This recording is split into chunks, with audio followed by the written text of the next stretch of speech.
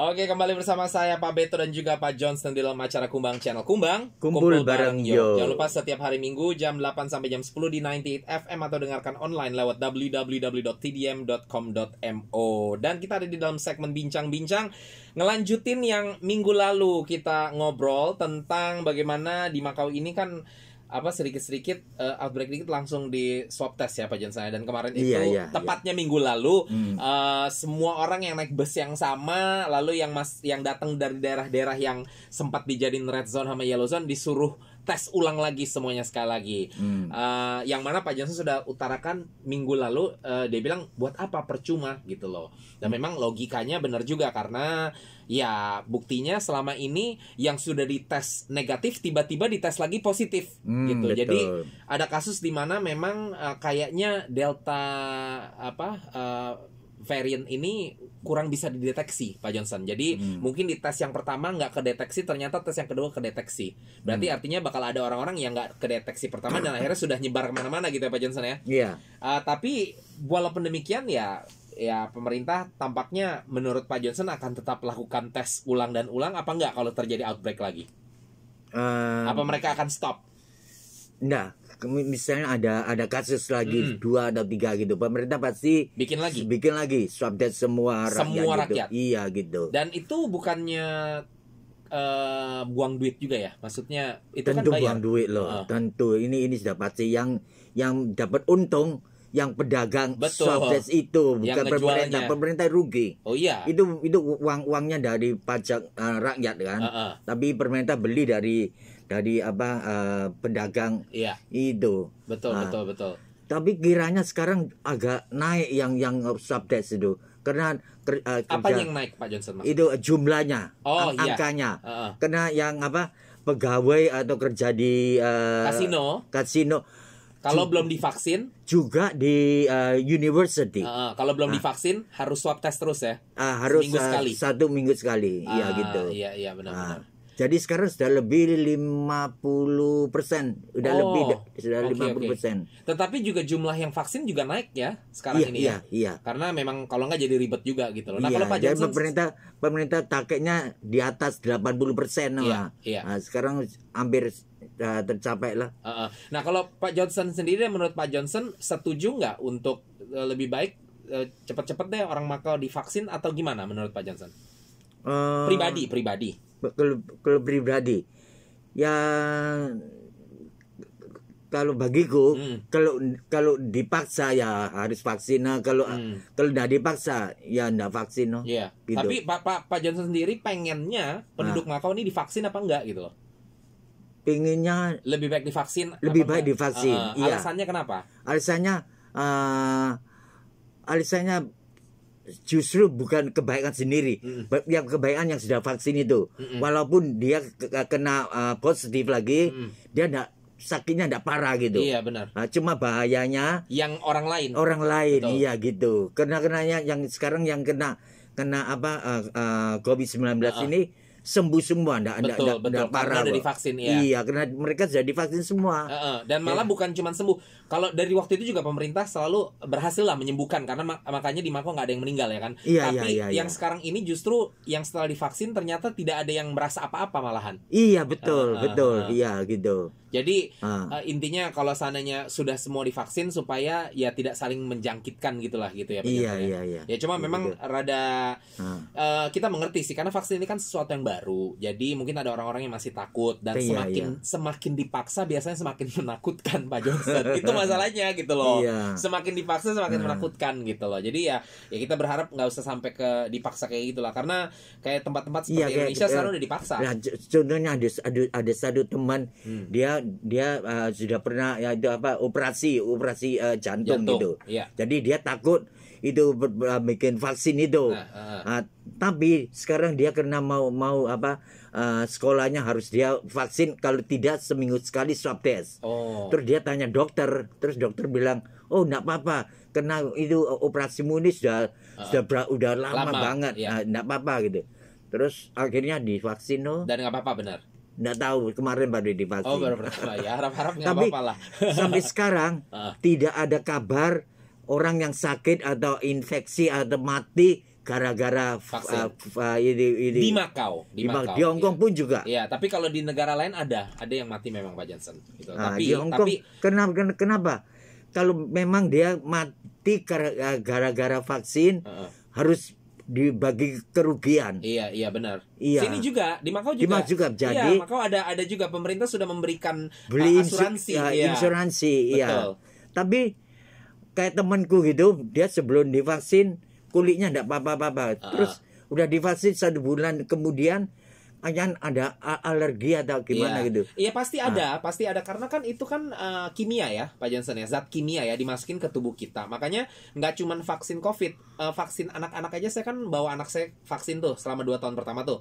Dan itu selalu dokter kasih tahu ada kemungkinan dia akan naik panas, ada kemungkinan akan alergi dan lain sebagainya. Jadi mereka selalu bilang kalau sampai ada alergi dilaporkan. Jadi memang semua vaksin ada kemungkinan seperti itu. Apalagi vaksin COVID, karena vaksin COVID ini terbilang baru kan soalnya kan.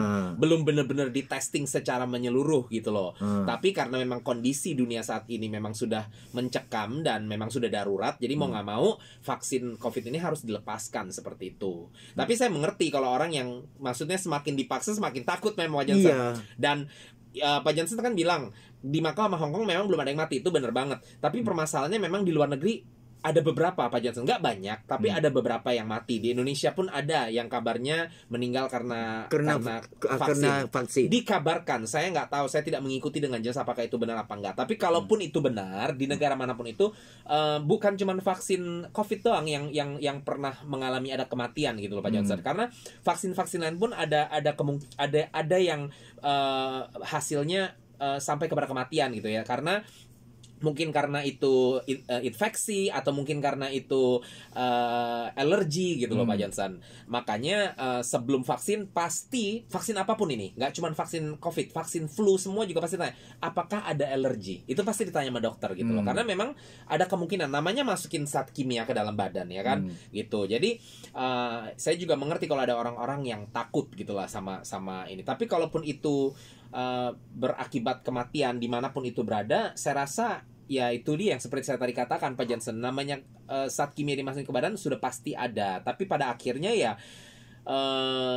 kita mau putuskan saja sendiri loh. Kalau memang kita nggak mau divaksin ya berarti kita akan dengan mudah kena dan lain sebagainya. Dan emang itu juga bukan berarti kita akan mati. Kalaupun kita nggak divaksin dan kita kena COVID-19, bukan berarti kita juga akan langsung mati gitu ya. Emang semuanya tergantung lah pada banyak aspek gitu loh. Tapi ya kalau untuk Macau sih saya setuju dengan Pak Johnson, lebih baik kita ya sebisa mungkin divaksin lah kalau yang di Macau lah, karena kalau enggak ya Macau itu kan kecil, beda dengan negara seperti Indonesia Pak Johnson. Macau kecil sekali, masa kita mau setiap kali outbreak terus kita diperiksa mulu swab test kayak gitu sih capek kan Pak Johnson gitu loh. Jadi mendingan sekali divaksin dan sudahlah. Harapannya ya seperti tadi Pak Johnson bilang 80% nanti berarti kita sudah ya at least sudah lebih free lah gitu Pak Johnson. Walaupun tetap harus jaga-jaga ya gitu. Nah sekarang itu kalau berbicara vaksin Pak Johnson, karena vaksin itu kan sesuatu yang cukup ya beresiko lah boleh dibilang gitu Pak Johnson. Resiko. Iya kan dipaksa, harus dipaksa, kamu harus divaksin. Itu beresiko gitu loh. Makanya itu tidak terlalu dipaksa sama pemerintah gitu loh. Karena kalau mereka paksain juga benar terjadi apa-apa, pemerintah harus tanggung jawab ya kan. Nah, tapi kalau berbicara tentang protokol kesehatan yang lain, misalnya harus cuci tangan, harus tutup masker di Macau ini, Pak Johnson setuju nggak diwajibkan tutup masker dan lain sebagainya? Ya, karena memang ada orang-orang di Macau nih yang nggak suka dipaksa untuk tutup kalau masker. Kalau sudah aman ya jangan pakai masker lah. Kalau sudah aman kan? Iya. Nah tapi saat ini menurut Pak Johnson baru kemarin kita outbreak berapa orang itu, apakah Macau udah total aman apa belum? Belum. Saat ini belum kan? Nah berarti untuk saat ini apakah Pak Johnson setuju untuk tetap kita pakai masker dulu? Tetap pakai cuci tangan gitu. Kalau mungkin kalau jalan lagi sendiri gitu di taman ya buka, saya masih mengerti sih karena nggak ada siapa-siapa di sekeliling gitu ya. Tapi kalau seandainya itu ada di dalam supermarket atau di sekolah, di bioskop gitu loh, hemat saya harusnya ya mendingan pakai gitu kan, karena itu kan ada banyak orang di situ Pak Johnson gitu loh, harusnya pakai itu ya. Apakah Pak Johnson juga setuju dengan itu? Setuju.